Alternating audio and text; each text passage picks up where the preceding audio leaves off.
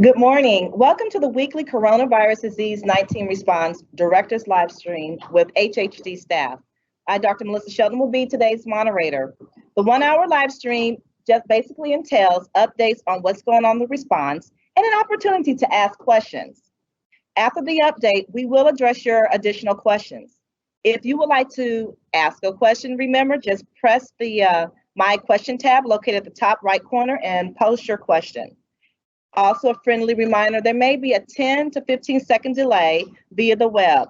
Also, if you're using a desktop to listen to the live stream, may we suggest using a headphone for a clearer sound. I want to welcome our director, Stephen Williams.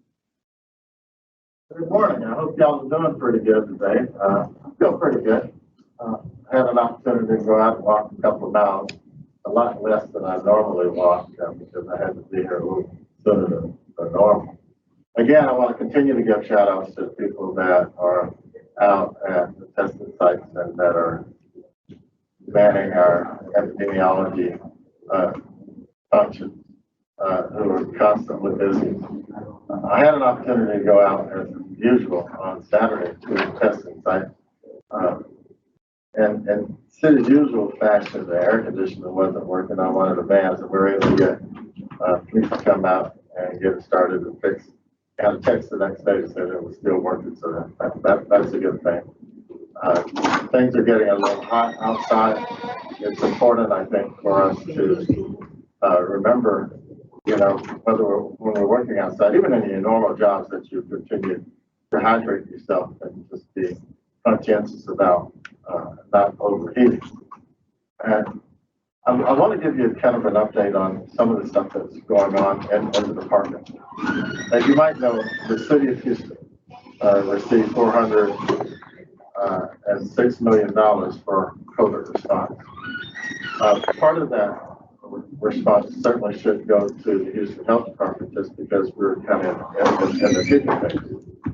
And so over the last few days, we have been working to put a plan together to ensure that we have enough staff to maintain a response through the end of the year. Our plan is I have to pull the mask off. Is that better? Our plan is to really develop a team that is specifically designed to respond to COVID pandemic, because we will have to get back to business. It might not be totally as usual, but we're going to have to, start up our services. I'm probably after May 30th, because that is when the mayor said that through May 30th we were going to kind of maintain steady state. It'll be very difficult for us to, bring our services back up and also respond to COVID. Part of the request that we're sending downtown is related to about 10 component areas. And I just want to review some of those for you. We are needing resources to enhance our data planning and data analysis. That will play a key part in figuring out, exactly what's going on as it relates to COVID. Of course, testing is going to be important. We are looking at a strategy that will involve ongoing fixed community sites, and hopefully they'll be more neighborhood oriented, mobile sites, and strike teams and home testing. The mobile sites, our mobile units started last week. They were at Casmere Multi-Service Center. They also, and I'm grateful to them because they were able to go to the Santa Maria Hospital where there was a positive baby, and we were very responsive to that. So I want to give a shout out to the folks that put that together. I'm hoping that those fixed sites, and we have a list of what we call priority sites that needs to be reviewed by the administration, will be more community oriented. We're running Butler, we're running Delmar Stadium. Support for those sites, and they're due to end in May 30th. But what we found is that they also present a barrier access is really an issue. If you have a car, it might be easy to go to, but if you don't, not necessarily. And also, you know, there are cultural issues around where you locate stuff too, so we need to be mindful of that. Another area where we're seeking additional support is related to quarantine and isolation, and really services to support homeless, jail enrollees and releasees, nursing home residents, and other identified populations. Wanting more resources and laboratory. Really, we need to expand our ability to increase diagnostic testing, but also we need to expand our ability to do some surveillance activities. For example, we are wanting to equip our lab to do wastewater sampling. Call centers, we have actually 3 components of the call center that is operating. EPI hotline, which is a consultation line for providers and other professionals, COVID-19 call center, and our human services call center. Each one of those have a different function. Of course, communications is important, and we want to work to enhance that. All of these areas, y'all, that I'm outlining is where we're requesting dollars. In addition to general communication that's done by our public information folks, we want to enhance our public health education that really will empower Houstonians to help protect themselves against COVID-19. In health services, we're looking at a variety of things that we want to enhance as things go on. The background noise you hear actually, y'all, is the call center next door. I think Barry's going to tell you a little bit more quiet. They're quite social over there. And under the rubric of health services, we're looking at, you know, if there is a vaccine, how will we get that out? We have an asthma project that's very important. And the reason for that is because that's an underlying condition that could cause more severe adverse effects if someone has COVID. Enhancing chronic disease management, really enhancing our school-based projects, dental, vision, all of these, and health services procedures. All of these are important. In addition to that, we're looking at human services, added case management, flexible funding pools to really help folks with basic needs such as food, utility assistance, housing support, and access to behavioral health services. In order, if you're really running all of this, and we're really asking for, you know, almost I think close to $200 million for all the stuff we're talking about, but there needs to be a management and administration to support that. So we are asking for resources for that also. One task that we've been given is related to occupational health for for citywide disease containment. What that involves is our actually having to do screenings, not Houston Health Department, but we were instrumental in suggesting a criteria for screening for people coming into city buildings. Because remember, when the cities, you know, going great guns open for business, there are a lot of people coming in and out of our business, and it's not like COVID that's going to disappear. So we need to make sure that we implement screening process very similar to what we have at the stadium and some of our other buildings. We also want to make sure that those people who are in the Houston Health Department are healthy too. And so we had an occupational health line where we want to enhance our ability to protect our individual employees' health. We want to make sure that we're responding to, you know, situations that our own employees have that might be related to COVID-19. We've already spent a lot of money related to COVID out of the general fund, and we want to recoup that. What I just did is just kind of give you an overview, and at some point we'll put this on our website of resources that we're looking at and enhancements that we're looking at to continue our efforts related to COVID-19. I had an interesting question come up when I was out and wanted to ask, because I gave the demo, we're looking at trying to hire enough 300 people for COVID-19 COVID-19 just for, work related to Epic. And one of our staff people said, well, Stephen, we're really fearful about these furloughs. And I said, well, it's going to affect me too. And this is really a group conversation with about 4 or 5 of us. And they expressed that a lot of people were experiencing some fear related to that. I just want to let you know that I am sensitive to that and made a commitment. That furloughs are not in my control. I wish they were, but if we had an opportunity to come up with an alternative to furloughs or any layoffs that might be proposed, you can be assured that I'm going to push for that. But one of the things that they said, well, you're hiring all these people, instead of furloughing us, why don't we look at, using our regular employees for some of that? And so I asked staff to look at, some proposals that we might push forward to the administration that really furlough, the prospect of furloughs actually come to fruition. So my message there is that, I have always been interested in ensuring that we maintain the employment of staff who are working with the health department. And another comment I made was that you will probably be surprised, and I don't expect you to know all of the details related to every time that we've had, layoffs or other situations of budget cuts, the administrative hoops that we have actually gone through to really save jobs. I'm really committed to doing the best I can to minimize any negative impact on employees. Now, this is not all altruistic.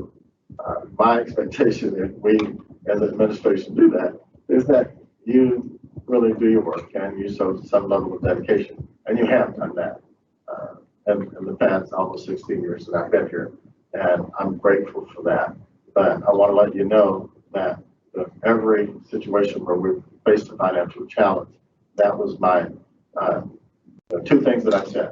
I want to minimize the impact on services to our residents, and I want to minimize any negative impacts on employees. And I haven't changed, and we as an administration of the health department would be as creative as we can to deal with that. Longer than I thought I was going to, so I'm going to open it up for questions now. The first question is, are staff required to wear masks when in 8000 North Stadium, or is it just a recommendation? Most of my coworkers are not wearing them. Please clarify. I would like for us to use our best judgment. If I said I required it, that means that if you're not wearing a mask there, I got to do something about it. I really want to take the approach very similar to the mayor has within the city of Houston. But the reality is, and a couple of us were talking in the elevator as we were coming up today, when I put on a mask, I'm actually protecting you. If you don't have on a mask, then you're not protecting me. And the issue is whether or not you have enough respect for your fellow employees to protect them. So I really put that on you. Are you going to be callous enough in crowds or when you're with other people to not mask up? We've made masks available to everybody. And I hope that you use your judgment and utilize them. We should walk the talk. How can we expect other people to follow our advice if we don't ourselves? And you are in the health department. Sometimes we comment as a leadership team when we're around each other. Last night we were working, and most of them had on masks, even though we've been working off and on all day long. When do you think that the furloughs will start? Not this year. The mayor had said next year, but a lot of things are being done to prevent that. For instance, I mentioned the city had got about $400 million. I know that he wants some flexibility in that, and he's been working legislatively to try to get that to really fill in some of the shortfalls related to the drop in sales and other sales tax and other revenue that comes into the city. But, you know, I know it's a concern of a lot of people. That's why I wanted to bring it up. And I'm grateful to employees that when I'm out, that really tell me where you are and what you're thinking so that we can just openly talk about it. I'm not saying I'll have answers for everything, but at least we can talk about it because I know there is some here. We were joking and as we were talking out at the at Butler on Saturday, and they were teasing me about my salary versus theirs. I told them it was all relative though, because I would have to take a furlough too that I have. If there are any more questions, if people can go ahead and post them. Meanwhile, Stephen, can you remind people when to complete their NIMS training? Now, folks, we're in a response to a pandemic. There are a lot of new employees within the organization. And you really need the training because what it will give you an understanding of how we're supposed to act and the various roles related to the incident command structure. And we usually use this, the different missions, whether it's C to Succeed, Project Safety and Spouse, or an AIM, to give people some level of familiarity with that. So, Leonard, why don't you come and sit up here for a minute?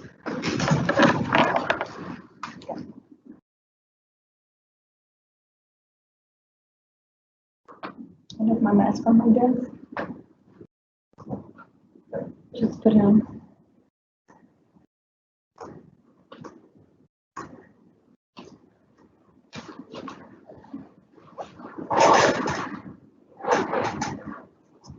You know, I always mention how long I've been here, and it's been almost 16 years. But, you know, a lot of times in departments, people pay attention to those people who are in positions with those lofty titles like director, deputy director, assistant director, deputy assistant director, bureau chief, and all those other manager types. But the reality is that those are folks that supposedly lead the organization. But there are like what I call stalwarts and folks within the department that add a lot of value to what we do. They are flexible and that they kind of keep some of those folks with titles straight. They are good when it comes to advice just because of the maturity that they bring to the table and life experience. Loretta Trevino is one of those people. Every time I see her, it's with a smile. Every time someone asks her to do something or there's something special, her name comes up. And I just wanted to take a moment to express my gratitude to you, Loretta, because I know you're retiring. I hope retirement means that you just don't work every day with us, but if you really want to come back and do special stuff with us, you're welcome to do that because I find that folks that retire to come back are pretty reliable. They know the organization. But I want to say thank you. Thank you for the department, for, you know, even working here before I did, and your service to the community, your service to the organization, and your old folks, and I guess some of those I would call steadfastness and helping us to accomplish the mission of the department. I'm really grateful for you. You're going to be missed. You're already missed. And, you know, you always do the right thing. You know, we've had conversations, you know, a couple of times when there have been some conflicts or whatever, but I've found that you've already been that steady state, very good judgment. And I'm just grateful. Thank you. Thank you to the health department for the years of experience. It is bittersweet. There's a lot of good people here at the health department. I've built some bonds, relationships, partnerships, teamwork. I'm gonna miss a lot of people. Thank you. I'm sorry. Thank you for the experience and for the opportunities. I'm truly grateful to the health department. We're grateful to you. And, you know, I wish you well in your retirement. Enjoy life, you know, just enjoy life. Thank you. Thank you.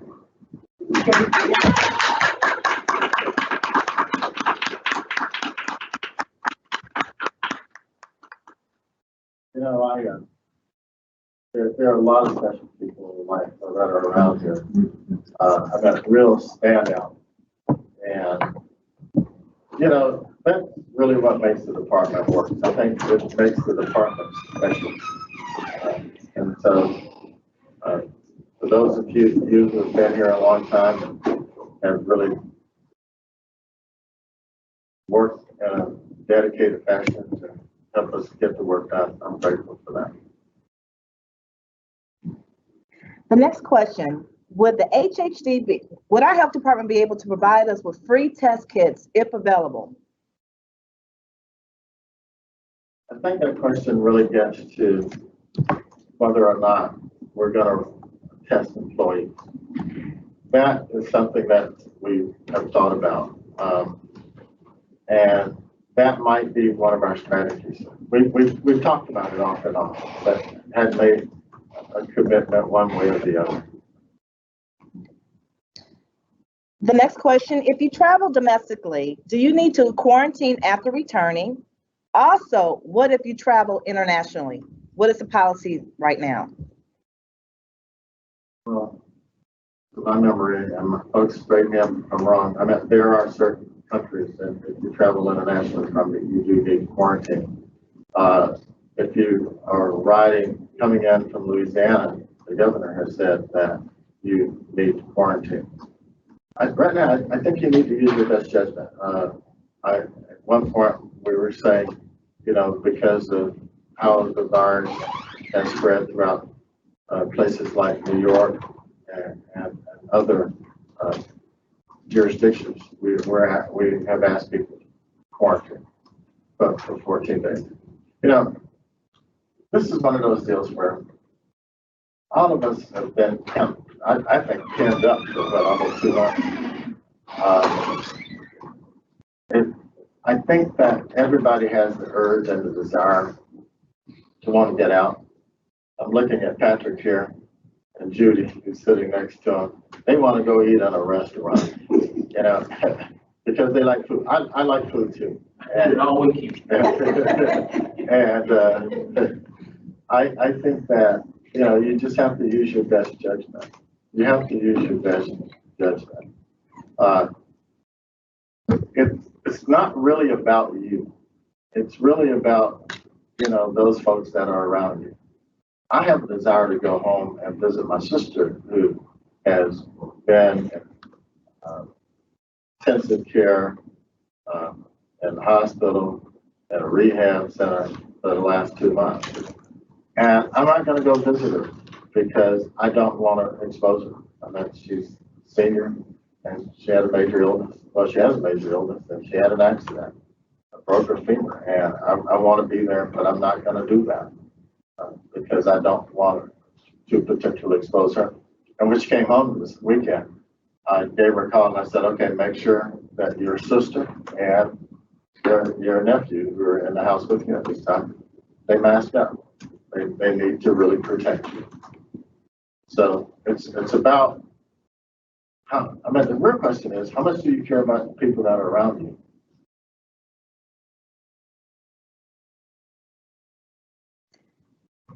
The next question goes back to when you were talking a little bit about the furloughs.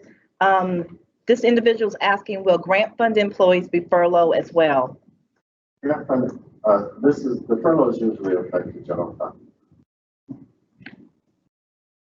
And I need to make sure that I make that clear to our administration. The next question basically talks about, will staff working at testing sites need to be tested for the coronavirus disease 19 and quarantine for 14 days after their assignments are completed? It's been our practice to quarantine them for 14 days. No quarantine. 14 days. I think we're going to look at that because the level of risk actually at the site, unless you're actually under the tent, is very minimal. When the car comes in, the windows stay up. People actually put a place card at the window with their number on it, and someone out will call out the number, and then it's registered on the computer. Then that's how it's checked in. I think we do have, well, no, we do have someone under the tent at those two sites with the National Guard who is currently staffing the site.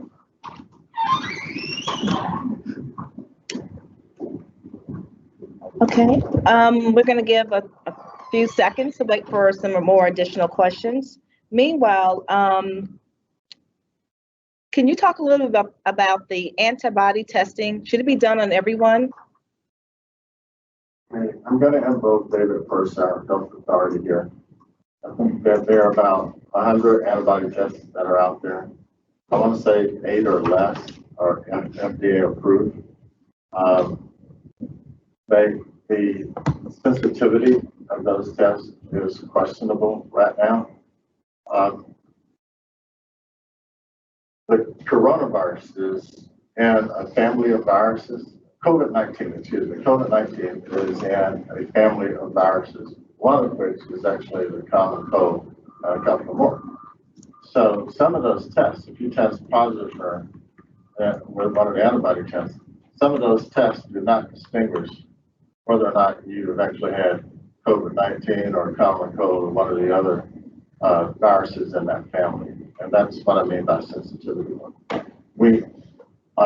We are looking at it, and we're hopeful that, you know, the sensitivity will get better and we can utilize it because it will be helpful in our analysis.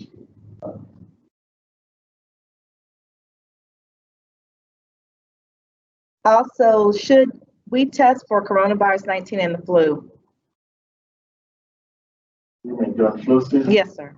Yeah, Dr. Redfield, the CDC director, had an interesting take on this. If there's like a resurgence of coronavirus during flu season, during the time when flu is prevalent, it's going to be pretty difficult because the symptoms are pretty much the same. Even now, when you go and get a test for the flu, sometimes the test will come back negative, but you have all of the traditional symptoms of the flu. And so I think that clinicians will have to really rule one or the other out if you present the flu season. And coronavirus is still pretty active in the community. Is HHD going to cycle the staff activated for the COVID-19 response to avoid burnout? You know, I'm grateful to the folks that have been in the IC structure. We've been at it for a couple of months. I'm seeing the wear and tear on employees. It's my plan to look at how we can actually come up with a dedicated unit. Some people would be hired from the outside. Some people would be a mixture of our current staff that might be assigned to work together to really look at how to really man our response for coronavirus. For instance, in epidemiology, they are doing a lot of work related to coronavirus, but the work related to those other diseases is still going on. And so probably need to treat it like a special project and staff it specially. And that's what part of what we were talking about when I was going through our need to get additional staff and technology and resources, because this is really like an effort in and of itself. If I talk to the average person within the department and in a program, if you're working in a clinic, for instance, following airflow, and I ask them, you know, do they have enough staff to like man their clinic? The answer would probably be no. That's before COVID-19. So a lot of that staff is really being deployed to help with it. And some point we got to go back to doing clinic work. And so therefore, we need people to replace them. What is the coronavirus 19 peak in the city of Houston? People are saying that we're kind of at a plateau. That was the last comment I heard from Peter Hotel. And the medical center people are saying that we're through our peak. You know, I wouldn't really make the call until the end of this month, to be honest with you. And the question, if we saw a rise in cases, the question would be, okay, are we at our peak, or is this evidence of a resurgence? I think opening back up now will make that call a little bit more complicated. But I'm hoping that, you know, we see things go down a little bit. Will we be implementing any epidemiological interventions now that the city has started reopening? Or are we focusing on reporting the number of cases? I mean, FDA has been working from day one. We're doing a lot of stuff that probably, at some point, what I might do is like do a live stream, and I'll bring staff up to kind of explain some of the details of what's going on. We spent a good part of the weekend trying to figure out where we needed to do more testing. And Deborah Banerjee, Lauren Hopkins, and environmental health, a number of the staff have worked to do this calculation. Appreciate might have to help me. I could read my notes if I wanted to, I guess, but I think I'm trying to do it by heart. The first thing that we looked at is the amount of people that have been tested in each zip code. We wanted to make sure that there was a minimum level of people that was tested in each zip code. Because if in zip codes where there wasn't a lot of testing, it's very hard to say, well, there's a lot of COVID or no COVID or whatever. You don't have enough information to do that. And so we looked at data through our syndromic surveillance system and I linked to CDC to see how many people have actually been tested across the zip codes and identified those zip codes where there needed to be an enhancement of testing. We call that access or testing penetration. We also looked at reviews, Dr. Linder from UT's report, looking at vulnerable communities, people with a number of underlying health conditions, looked at rates of poverty and other indicators to determine, well, if people in those zip codes got COVID, they were more likely to have suffer more severe consequences. So those are two different maps that were created. And then what we decided to do was to prioritize those zip codes where both access and testing penetration was an issue, and let's just say vulnerability was an issue. Equity, we call it, was an issue. So we want to ensure that we make testing available in those sites. And yesterday we talked about then, or maybe a second tier group, looking at vulnerability and equity for the second tier of testing sites. And so, yes, we've been doing, I should say my folks have been doing a lot of editing. If you haven't learned this now, our staff teach me, and I, ask a lot of questions or whatever, and then I just regurgitate what they tell me. Earlier, you mentioned about the budget that the city of Houston will receive, the $404 million. How much are we anticipating allocated to HHD? I want $200 million. That's the number that we have for that. I don't know that we'll get that. But, one of the things that we were able to do was to really not only look at our response to COVID, but when I mentioned access and equity, now I mentioned access, but when I mentioned equity and vulnerable, communities.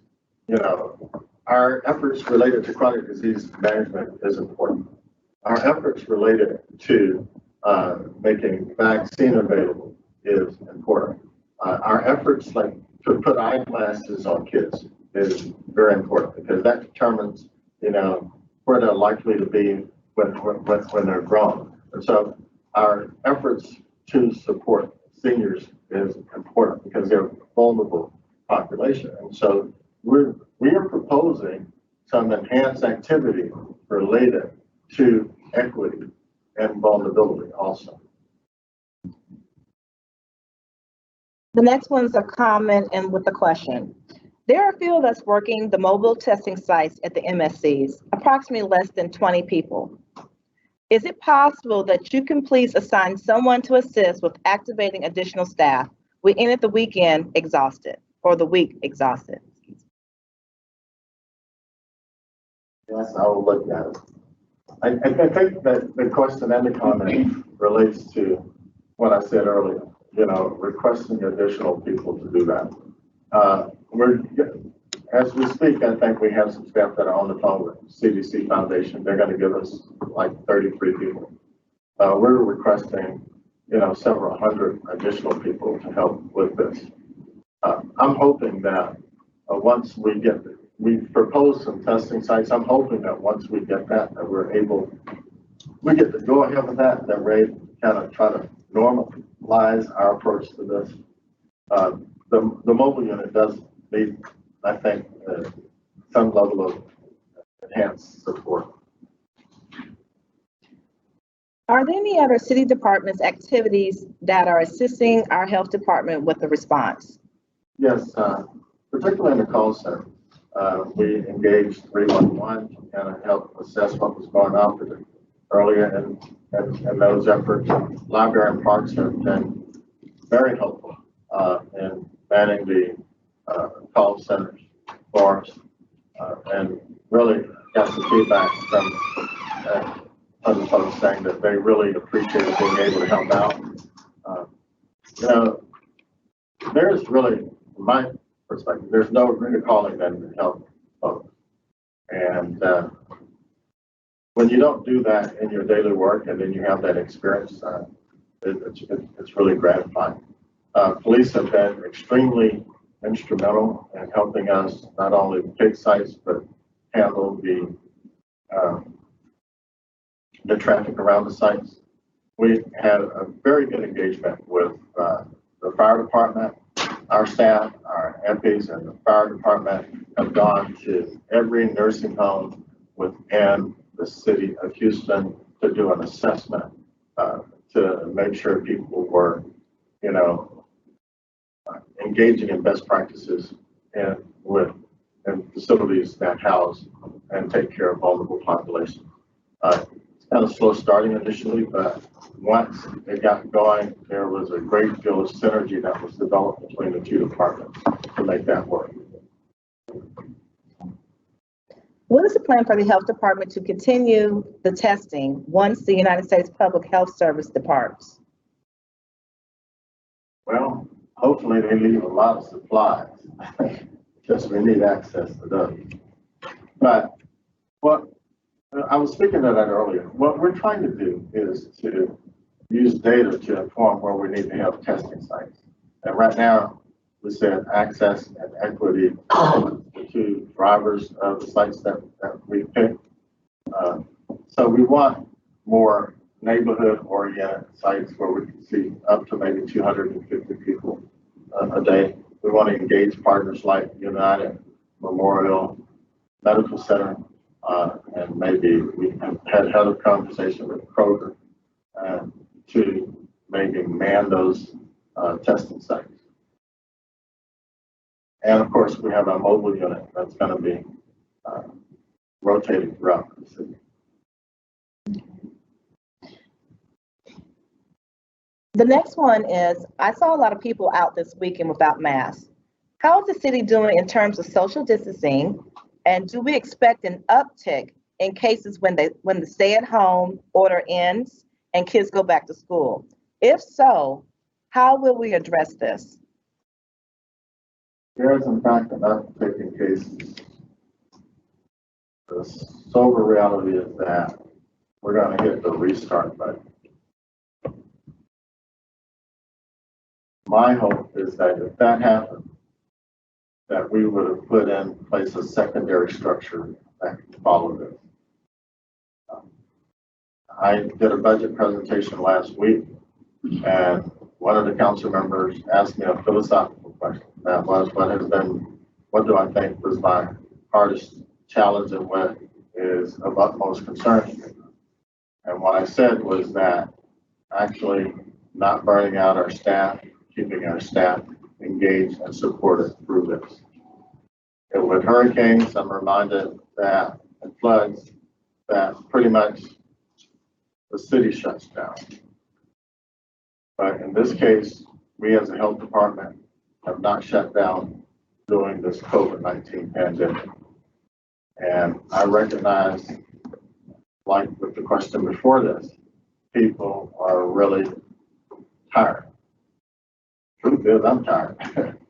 But, you know, I have to believe, I'll get a little philosophical. I have to believe that there is some lesson to be learned in our going through this. If I listened to those preachers yesterday that I listened to when I walked, they were talking about going through trials and what happens on the other side, and that sometimes those trials are actually preparing you for something better. And I would hope that, just from an operational standpoint, this trial will help us to do business a little bit better. When I was upstairs right before I came down, I was talking to Will Bryant, and we were talking about this application related to contact tracing. Hopefully we will get one soon, but that would be something that we would probably transition into a way that we normally do business after this is over. Dr. Faith Foreman and the chronic disease group, I think Judy mentioned this last time, because we're not bringing people into our facilities, they were able to do either through Teams or some webinar chronic disease self-management classes and had good participation. What that tells us is that, you know, there are alternative ways to doing our work, and maybe we need to explore some of them. The next question actually has to do with the time frame in regards to telecommuting. So what time frame, if any, at the moment, do we have to move staff back to the office from telecommuting? Well, I think we're going to be looking at that in the next couple of weeks. I said earlier, we're at steady state until May 30th. But what that does mean, though, y'all, even though if you're telecommuting, if there is a need to deploy you, we have the option of doing that. So although it's kind of steady state from city operations standpoint until May 30th, if something happens that requires us to staff up, we need your service in another area, we will actually mobilize you.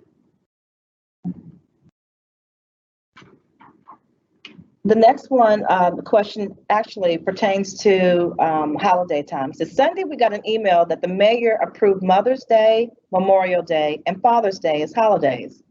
Now we're told we have to make that time up. Can you please clarify this? I don't understand making that time up. I asked the mayor a question. Basically, what we do on what we've been doing over the last few weekends is working Saturdays and Sundays. I asked that we not work Mother's Day. He said yes. I asked that we not work Memorial Day. He said yes. And he threw in Father's Day. So that means that those are days that we don't have to work. Normally, Father's Day, Mother's Day on Sunday. Normally, we're not working on Sunday. We don't work on Memorial Day either, except when during the Memorial Day flood. So we would normally get that day off. So I don't really understand the question. We got the day off, y'all. And pray that we don't have a flood. I think they're just gonna have to adjust their schedules. So it's not gonna be paid as a holiday, it's just a scheduling issue. Okay, Judy's telling me that it's a scheduling issue. You're concerned about losing money? We'll make sure you don't lose money, okay? Y'all, administration, y'all figure out how to do that. I don't know how to do it. It's already, yes. They're telling me it's already done. Next time, ask me the question straight. Stephen, I want to work because I don't want to lose no money. Well, you don't have to work and you won't lose any money. We'll adjust your schedule. Okay, this is one last question before you close out with comments, because you do have an 11 o'clock. I'm not looking at my account. We just want to make sure you're on track, that's all. Are you concerned that the city council will be less supportive of HHD general funds as they focus on the CDC dollars they believe come into the department? That's always a concern to me. If you look at every budget presentation I've made, and certainly in the last 10 years, one of the things I've said is, look, we are too dependent on state and federal dollars. This COVID-19 has really underscored that. The complicating issue with this is that I know the city doesn't have a whole lot of money. I would hope that in better times that we as a city will look at really bolstering our support for public health. But every city in this country is confronted with this issue. Even in New York City, where they have a lot of money, and in LA, where they have a lot of money, they are talking about furloughs of municipal and government workers. I think that this effort has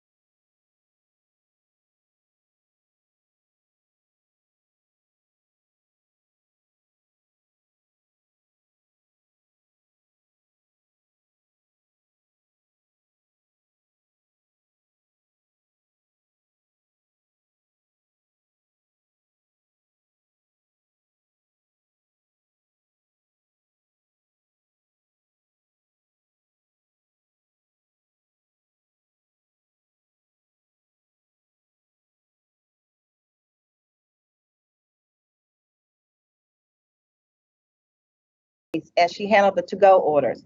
What are the recommended steps you would recommend on addressing the issue, and where should these infractions be reported?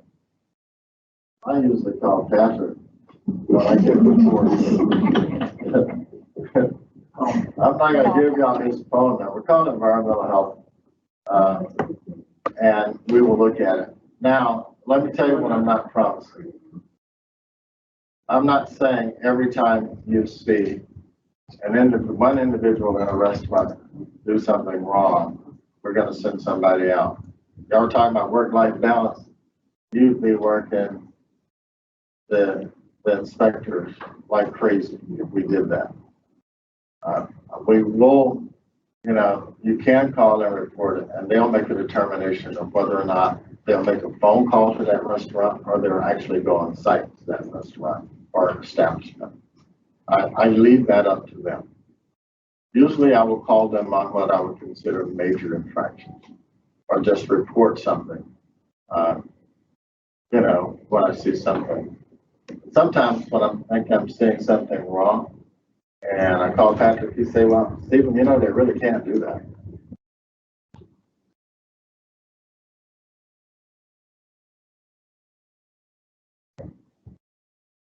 Also, have you noticed any upticks when, in regards to grocery stores where there's been increased cases? In some cases, yeah.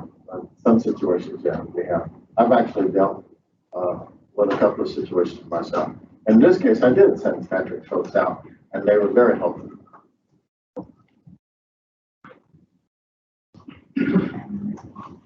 That's it.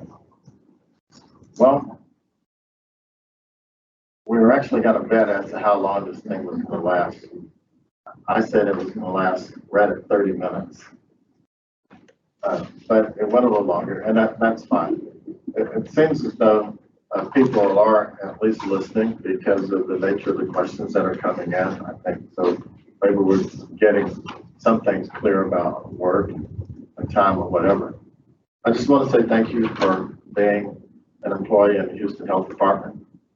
I know that we're all tired. I know that we all like to get back to what we call normal.